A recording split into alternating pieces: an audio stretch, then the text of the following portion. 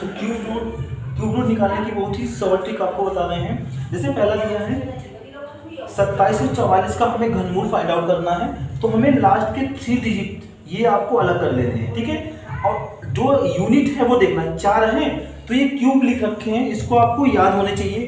1 का क्यूब कितना होता है, 2 का क्यूब कितना होता है, यानी 1 का घन कितना होता है, 2 का कितना होता है। तो 4 कब आता है, 4 देखो कब आता है, यानी 4 के घन में आता है, ठीक है। 4 के घन में 4 इकाई यूनिट पे 4 आता है, तो यहाँ पे यूनिट कितना हो जाएगा, इसका 4 हो जाएगा, ठीक।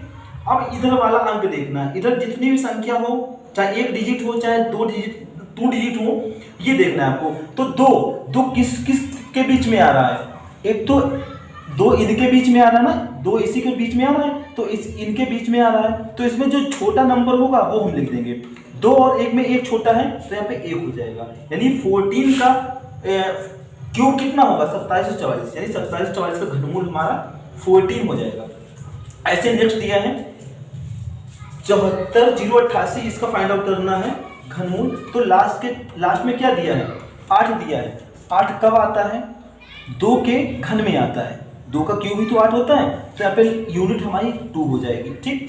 3 डिजिट हमें छोड़ देने हैं। 74 दिया है, तो 74 कहाँ पे आता है, ये 64 और 125, 74 इसी के बीच में आता है, ठीक है। तो ये जिसके क्यूब है उनमें से छोटा नंबर जो होगा वही लिखा जाएगा, तो इनमें छोटा नंबर कौन सा है, 4 है, तो यहाँ पे 4 आ जाएगा, यानी इसका क्यूब रूट 42 हो जाएगा। और नेक्स्ट दिया है 17,576, इसका आपको घनमूल निकालना है। तो 6 यूनिट 6 है, 6 यूनिट मात्र 6 पे आता है, 6 में ही आता है, तो ये 6 हो जाएगा, ठीक। और इधर 17 बचा, 3 डिजिट आपको फिर छोड़ देने हैं, इधर के डिजिट देखने। 17 किस के बीच में आता है, 8 और 27 के बीच में आता है, ठीक है। तो ये किसके घन है, 2 और 3 के हैं, जो छोटा नंबर हो वही लिखना है। तो यहाँ पे कितना हो जाएगा, 2 हो जाएगा, 26 इसका आंसर हो जाएगा। नेक्स्ट दिया है 2197, तो 7 यूनिट है, 7 कब आता है, यहाँ पे 3 पे आता है, 3 का क्यूब है 7, तो यहाँ पे 3 हो जाएगा, ठीक है। तो 3 डिजिट हो गए। अब यहाँ पे 2 लिखा है, तो 2 किस के बीच में आ रहा है, 2 इन दोनों के बीच में आता है, 1 और 8 के बीच में आता है, तो ये जिसके क्यूब है उसमें छोटा नंबर 1 होगा ना, तो 1 होगा, यानी 2197 का घनमूल 13 हो जाएगा।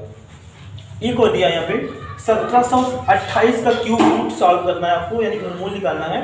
तो 8 कब आता है, देख लो, 8 2 के क्यूब में आता है, तो 2 हो गया, यूनिट पता चल गया, 3 डिजिट छोड़ देना है। फिर नेक्स्ट दिया इधर 1 दिया है, ठीक है। 1 इसमें बीच में नहीं आ रहा है, 1 पे ही है, तो 1 का 1 ही हो जाएगा, 1, यानी 1728 का घनमूल कितना होगा, 12 होगा। तो इसमें आप एग्जाम में बहुत ही जल्दी तरीके से कर सकते हैं।